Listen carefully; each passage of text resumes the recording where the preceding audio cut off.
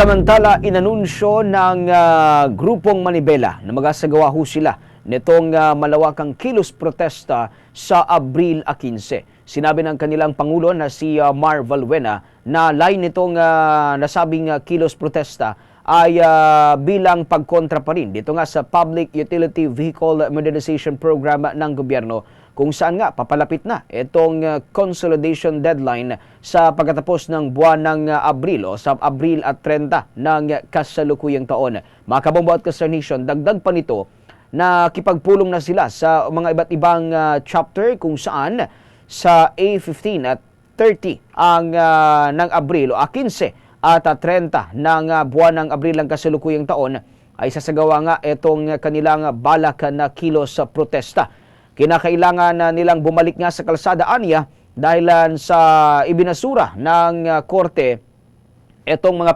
petisyon nila na nagkukwestiyon nga at pumigil sa nasabing modernization program ng ating pamahalaan.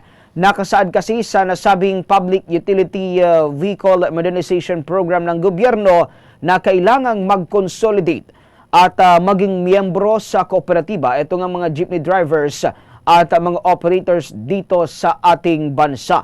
Hindi naman sang-ayon dito ang transport group na Manibela na pinamumunuan nga nitong si Mara Valbuena, kung saan may ilang miyembro pa nila ang umatras na sa naturang konsolidasyon.